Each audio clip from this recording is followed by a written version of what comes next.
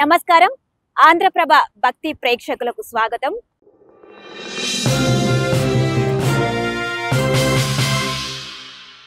ప్రస్తుతం మనం తెలంగాణ కంచిగా పిలువబడే కడకంచి గ్రామానికి వెళ్తున్నాము. సంగారెడ్డి జిల్లా కడకంచి మండలం జిన్నారం గ్రామంలో శ్రీ ఆదినారాయణ స్వామి ఆలయం ఉంది. శ్రీ శ్రీదేవి భూదేవి సమేత ఆదినారాయణ స్వామి ఆలయం ఇక్కడ 900 సంవత్సరాల క్రితమే కట్టించిన పూర్వ ఆలయం అన్నమాట ఇది. సో ఆలయానికి వెళ్ళి ఆలయాన్ని చూసి అందులో ఉన్న స్వామి వారిని దర్శించుకొద్దాం రండి. 900 ఏళ్ల నాటి పూర్వ ఆలయం. ప్రతిదీ ఒక అద్భుతంలానే కనిపిస్తుంది. స్వామివారు ఒకే విగ్రహంలో శ్రీదేవి భూదేవి సమేతంగా చెక్కబడ్డారన్నమాట. స్వామివారు కళలోకి వచ్చి, నేను మంబాపురం అడవిలో ఉన్నాను, తెల్లారేలోగు మీ ఇంటి ముందు గరుడ పక్షి ఉంటుంది, నేను నిన్న స్థానానికి తీసుకొస్తుందని చెప్పాడు. శ్రీదేవి భూదేవి సమేతంగా పుట్టలో వెలిసి ఉన్నారు. ఇది 1000 years ఉంది టెంపుల్. శివయ్య సన్నిధిలో ఉన్నట్టుగానే అనిపించింది. ఈ గుడిలో మాత్రం చాలా ప్రశాంతంగా ఉంది. శ్రీదేవి భూదేవి సమేత ఆదినారాయణ స్వామి గుడికి అయితే వచ్చాము. ఈ జిన్నారం గ్రామంలో ఉంది. అయితే ప్రస్తుతం మనం ఆలయంలోకి ఎంటర్ అయ్యే ముందే మనకు శివలింగము ఇంకా నందీశ్వరుడు కనిపిస్తూ ఉంటారు. ఒకసారి చూద్దాం రండి. ఇక్కడ చూసుకున్నట్లయితే మనకి బ్రహ్మసూత్ర శివలింగం చాలా పెద్దదిగా కనిపిస్తుంది.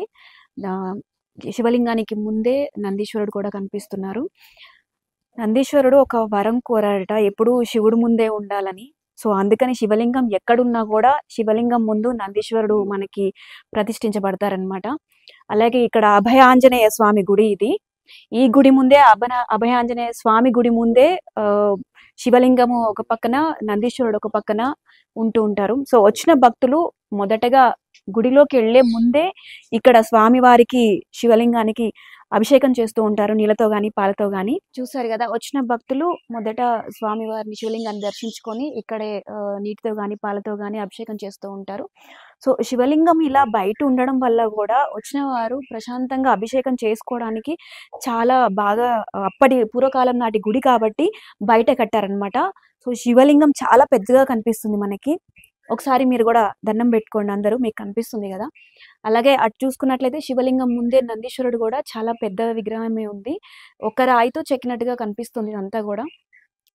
ఇదంతా అభయాంజనేయ స్వామి వారి గుడి లోపల కనిపిస్తుంది మనకి. ఎక్కడ కూడా ఆంజనేయ స్వామి ముందైతే శివుడు లింగం అయితే కనిపించరు, కానీ ఇక్కడ ఇది పాత గుడి, అందువల్ల ఇక్కడ స్వామివారి ముందే శివలింగము నందీశ్వరుడు కనిపిస్తున్నారు మనకి. సో ఇక్కడ స్వామివారి గుడి నుంచి మనము ప్రదక్షిణం చేస్తున్నట్లయితే, పాత గుడి కాబట్టి ఇక్కడ వర్షానికి ఇదంతా తడిచిపోయి ఉంది. ఇక్కడ చూసుకున్నట్లయితే మనకి చాలా పెద్ద రావి చెట్టు కనిపిస్తుంది, చాలా పెద్దది. ఎంత పూర్వకాలం అనేది చెప్పలేము, ఎందుకంటే ఈ మొద్దే ఎంత పెద్దగా ఉందో చూడొచ్చు మనం. దీని మొదట భాగం చూడండి ఎంత పెద్దగా ఉందో. కొన్ని ఏళ్ల నాటిది, చాలా పూర్వకాలం నాటిది ఈ చెట్టు. సో ఇక్కడ ప్రదక్షిణం చేస్తూ ఉంటారు స్వామివారికి ఇక్కడ నుంచి. చాలా పూర్వకాలం గుడి కాబట్టి ఇంకా ఇక్కడ రెనోవేట్ ఏం చేయించినట్టున్నారు. సో గుడి అంతా కొంచెం పాతబడినట్టు కనిపిస్తుంది మనకి. ఇది ప్రత్యేకం అని చెప్పొచ్చు గుడికి. ఇంకా మనము స్వామివారి గుడిలోకి అయితే ఎంటర్ అవ్వలేదు, గుడి బయటే ఉన్నాము. గుడి బయటే మనకి అభయాంజనేయ స్వామి, బ్రహ్మసూత్ర శివలింగం కనిపిస్తున్నారు. స్వామివారి గుడి అయితే కొంత శిథిలావస్థకి చేరినట్టు కనిపిస్తుంది. దీన్ని ఏ రకంగా కూడా కొంచెం రెనోవేట్ చేయాల్సిన సమయం అయితే ఉంది. అలాగే ఇక్కడ నుంచి మనం బయటికి వెళ్తే దేవాలయ ఆలయ ప్రాంగణం కనిపిస్తుంది మనకి.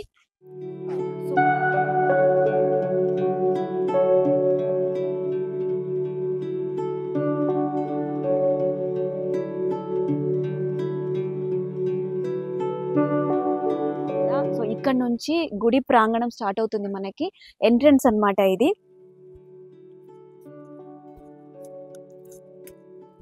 ఇది ఎంట్రన్స్. ఇక్కడ నుంచి గుడి ప్రాంగణం స్టార్ట్ అవుతుంది. ఇక్కడ చూసుకున్నట్లయితే మనకి పాత గుడి కాబట్టి చాలా పెద్ద పెద్ద దర్వాజాలు కనిపిస్తున్నాయి. అలాగే ఇటుపక్క, అటుపక్క చూసుకున్నట్లయితే ఎప్పుడైనా ఒకప్పుడు ఇక్కడ బాటసారులు ఎక్కువగా వస్తూ ఉండేవాళ్ళు కాబట్టి వాళ్ళు కూర్చోవడానికి అట్లా కట్టించారనమాట. ఇప్పుడున్న గుళ్ళకైతే ఈ ఫెసిలిటీ ఏం లేవు మనకి. డైరెక్ట్‌గా గుడిలోకే ఎంటర్ అయిపోతూ ఉంటాము. సో, ఇది పాత గుడి కాబట్టి మనం ఎక్కడ చూసినా గూడా ఆహ్, ఆ కాలపు చిహ్నాలు మనకు కనిపిస్తూ ఉంటాయి. మనుషులు కూర్చోడానికి కానీ, సేద తీరడానికి గానీ చాలా బాగా కనిపిస్తాయి. ఇక్కడ చూసుకున్నట్లయితే ఫస్ట్ గోపురం మనకి. ఇది ఉత్తర ద్వారం అన్నమాట. ఈ గోపురం మీద చూసుకున్నట్లయితే అప్పటి కాలం శిలలు ఎంత బాగా కనిపిస్తున్నాయి చూడండి. ఇప్పుడైతే ఏ గుడికి కూడా ఇలాంటి శిల్పకళ అయితే ఎక్కడ కనిపించదు మనకి. ప్రతి ఒక్క శిల్పం కూడా చాలా బాగా కనిపిస్తుంది. ఎండోమెంట్ డిపార్ట్‌మెంట్ వాళ్ళు పట్టించుకున్నట్టు కనిపిస్తుంది. ఎందుకంటే ఎక్కడ గూడా రెనోవేట్ చేయలేదు ఏది కూడా. సో, వర్షం పడి గుడి మీద మొత్తం గడ్డి అవి మొలిచాయి. విగ్రహాలైతే అప్పటి శిల్పకళ మాత్రం కొట్టొచ్చినట్టే కనిపిస్తుంది మనకి. సో, ఇక్కడ నుంచి చూసుకున్నట్లయితే ఇలా వెళ్తే మళ్ళీ మనకి ఇంకో ద్వారం కనిపిస్తుంది. ఇది రెండో ద్వారం అన్నమాట. ఇక్కడ నుంచి కూడా ఈ ద్వారం లోపలికొస్తే మనకి ఇటు కూర్చోడానికి కానీ, ఒకప్పుడు నిద్రలు చేసేవాళ్ళనమాట. ఇంట్లో ఏదైనా జరిగినప్పుడు గుడిలో నిద్ర చేయాలి అనుకున్నప్పుడు ఇక్కడొచ్చి ఇలాంటి వాటిల మీద నిద్ర చేస్తారనమాట. సో, ఇప్పుడైతే ఏ గుడికి కట్టట్లేదు ఇట్లా. ఇప్పటికీ వస్తూ ఉంటారు. అప్పుడప్పుడు నిద్ర చేసి ఇటు నుంచి ఇటు ఎవరికి కనిపించకుండా బయటికెళ్ళిపోతూ ఉంటారనమాట. రాత్రి గుడిలో నిద్ర చేయడానికి స్పెషల్‌గా కట్టినవి ఇవి ఆ కాలంలో. ఇక ఇక్కడ నుంచి మనం కొంచెం లోపలికొస్తే మనకి కొండ మీద గుడి గోపురం కనిపిస్తుంది చూడండి. కొండ మీద గుడి ఉంది మనకిక్కడ. ఈ ఉత్తర ద్వారం నుంచి మనం ముందుకొచ్చాక మనకి ఎడమ పక్కన కోనేరు కనిపిస్తుంది. గుండమట్టం అన్నమాట. ఒకసారి గుండాన్ని కూడా చూద్దాం రండి. మామూలుగా అయితే ఈ గుండంలో నీళ్ళైతే ఎప్పుడూ కరెక్ట్‌గా ఉండవు. ఇప్పుడు వర్షాకాలం కాబట్టి కొంచెం నిండిందని చెప్పొచ్చు. మనం కూడా ఒకసారి కిందకెళ్ళి నీళ్ళు చల్లుకుందాం. ఇంకా కిందకెళ్తే జారిపోయేలా ఉంది. సో, ఈ గుండం నిండా నీళ్ళు కనిపిస్తున్నాయి. ఒకప్పుడు కోనేరులు ఇట్లా గుడి ముందు కట్టేవాళ్ళనమాట. ఇప్పుడైతే ఆ ఫెసిలిటీస్ ఎక్కడా లేవు. ఓన్లీ గుడి ఒకటి కట్టి వదిలేస్తున్నారు. ఇది పాతకాలం గుడి కాబట్టి మనకి కోనేరు కూడా చక్కగా కనిపిస్తుంది చూడండి. కాకపోతే సరైన సౌకర్యాలైతే కనిపించట్లేదు. ఇంకా కొంచెం డెవలప్ చేస్తే ఇంకా భక్తులు ఎక్కువగా వచ్చే అవకాశం కూడా ఉంది. పాత గుడి అవ్వడం వల్ల గుడి చుట్టూ కూడా చెట్లు అక్కడక్కడ రావి చెట్లు మొలిచి ఉన్నాయన్నమాట. ఏదైతే రావి చెట్టు ఉందో దాని నుంచి వచ్చిన ఊడల నుంచి కూడా ఇక్కడ చెట్లు మొలిచాయి అక్కడక్కడ చూడండి. గుడైతే చాలా ప్రశాంతంగా ఉంది. ఈ కోనేరు ఇంకా ప్రశాంతంగా ఉంది. అయితే గుడికి స్పెషల్ ఈ కోనేరే ఇక్కడ. మనం చూసుకున్నట్లయితే వర్షం పడ్డది కాబట్టి కొంచెం కోనేరు అయితే నిండిందని చెప్పొచ్చు. అయితే మిగతా టైంలో అంతగా ఇక్కడ కోనేరులో వాటర్ అయితే ఉండవు. ఈ మెట్లు ఎక్కువ కనిపిస్తూ ఉంటాయి మనకి. సో, ఈ పూర్వకాలము గుడి కాబట్టి కోనేరు అనేది చాలా పెద్దగా, చాలా ప్రశాంతంగా అప్పట్లో స్నానాలు చేసేవాళ్ళు ఇక్కడ అందుకని ఇంత బాగా కట్టారనమాట. సో, ఇదే గనక ఇప్పటి గుళ్ళు చూసుకున్నట్లయితే ఎక్కడా కూడా మనకి ఇలాంటివి ఎక్కడా కనిపించవు. సో, చాలా ఇక్కడ చూస్తే చాలా ప్రశాంతంగా కనిపిస్తుంది. అలాగే ఇక్కడ నుంచి మనము లోపలికెళ్ళి గర్భగుడి స్వామివారిని కూడా ఒకసారి దర్శించుకుందాం రండి.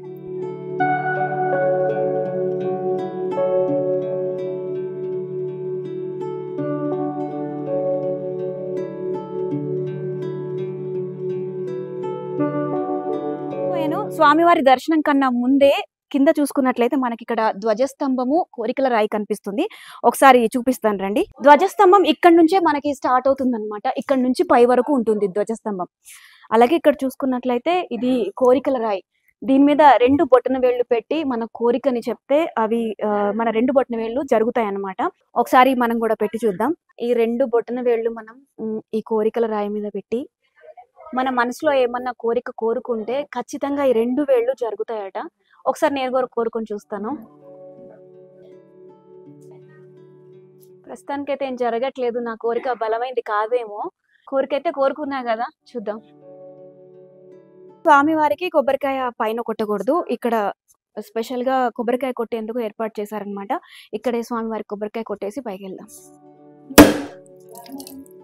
సో, ఇక్కడ నుంచి మనము ధ్వజస్తంభం దగ్గర నుంచి కుడివైపు వెళ్తే గనక ఇక్కడ కూడా ఒక పెద్ద రావి చెట్టు కనిపిస్తుంది. అసలు ఇది ఎంత ముద్దు, ఎంత లావుందో చూడండి. అంటే ఎన్ని సంవత్సరాల నుంచి ఇక్కడ ఉందో మనం చెప్పలేమన్నమాట. 900 సంవత్సరాల క్రితం పూర్వమే అయి ఉంటుందేమో. అయితే ఒకప్పుడు గుడి కట్టేప్పుడు ఈ చెట్టు అడ్డం వచ్చిందంట. సో అందరూ కొట్టేద్దాం అనుకున్నారట. కానీ స్వామివారు కొట్టనివ్వలేదట ఈ చెట్టుని. సో అందుకని ఈ చెట్టుని ఇలా సైడ్‌కి వదిలేసి అప్పుడు గుడి కట్టారనమాట. ఇది రావి చెట్టు, మర్రి చెట్టు కలిసున్నాయి చూడండి. ఇక్కడ ఇంకొక మర్రి చెట్టు కూడా ఉంది. చాలా పూర్వకాలం చెట్టు ఇది. ఇది కూడా ఎంతో పాత చెట్టు. చూస్తేనే అర్థమవుతుంది మనకసలు. ఎంత లావుగా ఉందంటే మొద్దు చాలా లావుగా ఉంది. ఇంతకన్నా గుడి పాతదని ఎక్కడ మనకైతే చెప్పలేం గానీ, ఎంత పాతగా ఉందో మనం ఈ చెట్టుని చూసి గుడి మొదట్లో ఉన్న ప్రాంతం, పరిసర ప్రాంతాలు చూస్తే మనం గుర్తుపట్టొచ్చు. 900 సంవత్సరాల క్రితం నాటి గుడి అని చెప్పకనే చెప్పొచ్చసలు.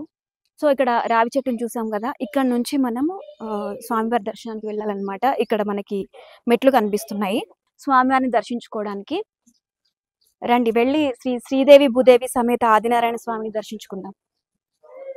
గుడిలోకి ఎంటర్ అవ్వగానే మనకి స్వామివారి విశిష్టత ఒక బోర్డు మీద మొత్తం రాసి పెట్టుంది. అది మీకు చూపిస్తాను రండి. ఇక్కడ బోర్డు మీద మొత్తం ఆలయ విశిష్టత అంతా కూడా రాసి ఉంది. వచ్చిన భక్తులకు ఎవరేవో చెప్పాల్సిన అవసరం లేదు. ఇక్కడికి వచ్చి చదువుకుంటే మొత్తం ఈ ఆలయం ఎప్పుడు నిర్మించారో, ఆ ప్రతిష్టత ఏంటి, విశిష్టత ఏంటి, స్వామివారి విశిష్టత ఏంటి అంతా కూడా తెలుస్తుంది అనమాట.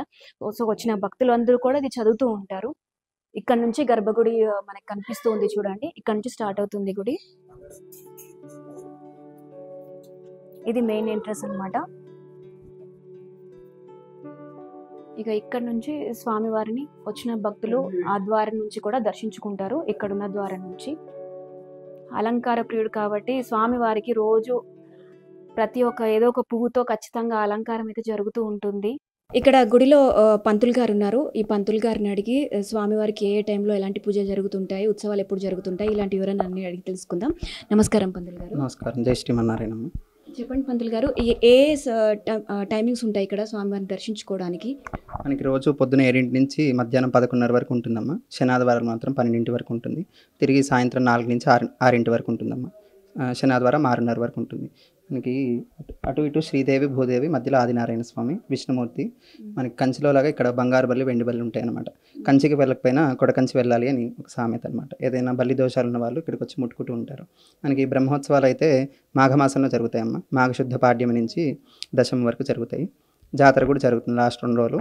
అప్పుడు బాగా భక్తులు కూడా ఎక్కువ వస్తారనమాట. మనకి జనవరి 22 నుంచి ఈసారి 30 వరకు వచ్చిందనమాట. ఈ సమయంలో ఉత్సవ విగ్రహాన్ని బయటికి తీసి పూజలు చేస్తుంటారు. మనకి సేవలు అన్నీ జరుగుతాయి అన్నమాట. వాహనాలన్నీ జరుగుతాయి అన్నమాట. ఇక్కడ కంచిలో జరిగినట్టే ఇక్కడ కూడా మనకి అన్ని పూజలు అలాగే జరుగుతుంటాయా? కంచిలో ఎప్పుడైతే జరుగుతాయో అదే టైంలో జరుగుతాయి అన్నమాట ఇక్కడ. అందుకని ఇక్కడ కొడకంచి అని ఊరి పేరు కూడా. బ్రహ్మోత్సవాలు కూడా అదే విధంగా జరుగుతాయి. సో గుడి ప్రాంగణం నుంచి మనం లోపలికి ఎంటర్ అవగానే మనకి ఇక్కడ బంగారు బల్లి ఇంకా వెండి బల్లి కనిపిస్తాయి. ఒకసారి మీరు కూడా చూడండి. బంగారు బల్లి, వెండి బల్లి కంచిలో ఉన్నట్లుగానే ఇక్కడ కూడా పైన ఉంటాయన్నమాట. సో ఎవరి మీదైనా బల్లి పడితే కంచికి వెళ్ళిన వాళ్ళని ముట్టుకోవడం కానీ, లేదంటే కంచికి వెళ్ళిన వాళ్ళ దగ్గర ఉన్న గంగాజలాన్ని జల్లుకోవడం వల్ల ఆ దోషాలు పోతాయి అంటారు. సో మనం కంచికి వెళ్ళలేకపోయినా కనీసం ఈ కొడకంచికి వచ్చి ఇక్కడ ఉన్న ఆదినారాయణ స్వామిని దర్శించుకుంటే మనం కూడా ఎప్పుడన్నా బల్లి పడ్డా ఆ దోషం పోతుందన్న నమ్మకం భక్తులకి. ఇక్కడ నుంచి మనం చూసుకున్నట్లయితే స్వామివారికి ఈ ఎడమ పక్కన ఆలవారి వారి సన్నిధి ఉంటుంది. సో ఇక్కడ ఆలవారి వారు చాలా విగ్రహాలు కనిపిస్తున్నాయి మనకి. అలాగే కింద చూసుకున్నట్లయితే ఉత్సవ విగ్రహాలు కూడా కనిపిస్తున్నాయి. ఉత్సవాల సమయంలో ఈ విగ్రహాలని బయటికి తీసి సేవలు అవి జరుపుతారు. అలాగే ఈ ఆలవారి సన్నిధి పక్కన చూసుకున్నట్లయితే లక్ష్మీదేవి గుడి కూడా కనిపిస్తుంది మనకి. అలాగే మనకి ఇక్కడ ఆలయ ధర్మకర్త అల్లాని వంశస్థులు కూడా ఉన్నారు. సో స్వామివారి విశిష్టత గురించి ఆయన కూడా అడిగి తెలుసుకుందాం. నమస్కారం అండి. నమస్కారం అండి. నా పేరు అల్లాని వెంకట మల్లికార్జునరావు. ఈ ఆలయ ధర్మకర్తలము. సుమారు ఈ కొడకంచి దేవస్థానం 1000 సంవత్సరాల క్రిందట మా తాతగారికి స్వామివారు స్వప్నంలోకి వచ్చి నేను మంబాపురం అడవిలో ఉన్నానని చెప్పడం జరిగింది. ఈ అల్లాని వారసులు మరి గ్రామ ప్రజలందరూ కలిసి అక్కడికి వెళ్ళి చూడగా స్వామివారు కనిపించలేదు. మళ్ళీ స్వామివారు తడుచుకొని మా తాతగారు నిద్రించడం జరిగింది. నిద్రించడంతో మళ్ళీ స్వామివారు కళలోకి వచ్చి నేను మంబాపురం అడవిలో ఉన్నాను, నేను తెల్లారేలోగు మీ ఇంటి ముందు గరుడ పక్షి ఉంటుంది, నేను నిన్న స్థానానికి తీసుకొస్తుందని చెప్పాడు. చెప్పడంతో మా తాతగారు, అల్లాని వారసులు, ఈ గ్రామ ప్రజలందరూ కలిసి అక్కడికి వెళ్ళడం జరిగింది. వెళ్ళడంతో అక్కడ స్వామివారు శ్రీదేవి భూదేవి సమేతంగా పుట్టలో వెలిసి ఉన్నారు. అక్కడి నుంచి స్వామివారిని తీసుకొచ్చి ఇక్కడ ప్రతిష్ఠించడం జరిగింది. అప్పుడు ఆలోచించగా ఏ మడికట్టు సాంప్రదాయంతో చేయాలని అనుకోవడంతో అక్కడ కంచికి వెళ్ళి చూడగా ఆ మడికట్టు సాంప్రదాయం నచ్చడంతో అక్కడ వేద పండితులను ఇక్కడ తీసుకొచ్చి ఈ జరిగిన కథ మొత్తం చెప్పగా ఆయన ఆ మడికట్టు సాంప్రదాయం నచ్చింది కాబట్టి అక్కడ ఎలాగ బంగారు బల్లి వెండి బల్లి ఉంటుందో ఈ సేమ్ కొడకంచిలో కూడా బంగారు బల్లి వెండి బల్లి ఉంటుంది. అక్కడికి వెళ్తే బంగారు బల్లి వెండి బల్లి తాకితే ఎంత పుణ్యం వస్తుందో ఈ సేమ్ కొడకంచికి కూడా వచ్చినా అదే పుణ్యం వస్తుంది. కాబట్టి అందుకే కంచికి పోకపోయినా కొడకంచికి రావాలని చెప్పి అనడం జరుగుతుంది.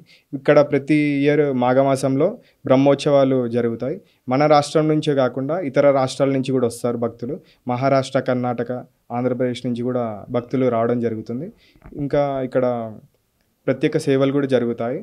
స్వామివారి కళ్యాణము, గరుడ సేవ, అలక సేవ, హనుమంత సేవ అత్యంత వైభవపేతంగా జరుగుతాయి ఇక్కడ. మాది ఇక్కడే కొడకంచి గ్రామము. అయితే మేము చిన్నగా ఉన్నప్పుడు సందిగిట్ల ఇది ఒక పురాతన గుడిగా ఉండేది. దాదాపు మేము చూసిన మా పెద్దలు కూడా చెప్పడం ఏంటంటే 800 సంవత్సరాలు అప్పుడే చెప్పారు. మేము ఇక్కడ 1000 సంవత్సరాల సంగతి చూస్తూ ఉన్నాం, కోనేరు కింద అది. కాకపోతే మా యొక్క ఆదినారాయణ స్వామి, శ్రీదేవి భూదేవి సమేత ఆదినారాయణ స్వామి అనుకున్న కోరికలు తప్పకుండా జరుగుతాయి. గజస్తంభం ఇక్కడ చెయ్యి ఏదైతే పెడుతుందో రౌండ్ తిరుగుతుందో అది తప్పకుండా ఈ యొక్క స్నానం చేసుకుంటే ఈ యొక్క కోరికలు అందరికీ నెరవేరుస్తాయి. ఆ నమ్మకం ఇట్లా మాకున్నది. మేము చిన్నప్పటి సంది చాలా భక్తిగా కొలిచే ఆదినారాయణ స్వామి మేము వెలకొలుస్తాము. మా ఊరి దేవతతో పాటు మా ఊరు ఆదినారాయణ స్వామిని అంత ప్రతిష్టంగా తీసుకొని ఇక్కడ ఉన్న భక్తి అందరం మెలకొలుస్తాము. ఈ గుడికి ఇప్పుడు మేము ఫస్ట్ టైం వచ్చామండి. ఈరోజు నా బర్త్డే ఉంది. సో మా వారు అంటే ఎక్కడికైనా టెంపుల్కి వెళ్దాము అని చూస్తే ఇది 1000 years ఉంది టెంపుల్ అని చెప్పి అన్నారు. బాగుంటుంది, కంచి, తెలంగాణలో కంచి అని చెప్పి అన్నారు. సో అని చెప్పి మేము యాక్చువల్ గూగుల్లో సెర్చ్ చేసి చూసి వచ్చాము. సో 1000 years బేగంపేట నుంచి వచ్చాము. హైదరాబాద్ బేగంపేట. నేను జనరల్గా ఇన్స్టాలో చూస్తుంటాను కొంచెం పాతకాల నాటి గుళ్ళు అన్ని చుట్టుపక్కల ఒక 50-60 kilometers రేడియస్లో. సో ఇది ఎప్పటి నుంచో నా లిస్ట్లో ఉంది. సో ఇవాళ తన బర్త్డే అవ్వడంతో విజిట్ చేసాం అన్నమాట. ఇవాళ క్లైమేట్ కూడా బాగా సహకరించింది. చాలా మంచిగా అనిపించిందండి. శివయ్య సన్నిధిలో ఉన్నట్టుగానే అనిపించింది. ఈ గుడిలో మాత్రం చాలా ప్రశాంతంగా ఉంది. సో స్వామివారిని దర్శించుకున్నాం కదా. స్వామివారి దగ్గర నుంచి మనం చూసుకున్నట్లయితే కుడివైపు పైనకి వెళ్ళడానికి దారి ఉంది, మెట్లు ఉన్నాయి. సో ఇక్కడ నుంచి మనం చూసుకున్నట్లయితే మెట్లు కిందకైతే కట్టారు కానీ పైకి మాత్రం కొండనే చెక్కారు మెట్లుగా. సో ఇక్కడ నుంచి మనం పట్టుకొని పైకి ఎక్కాలి. ఈ కొండ నుంచి మనము పైకి ఎక్కిన తర్వాత ఇదే మనకి గుడి అన్నమాట, గుడి గోపురం. సో ఇక్కడ నుంచి చూసుకున్నట్లయితే మనం ఈ చుట్టుపక్కల ప్రాంతాలన్నీ కూడా గమనించవచ్చు.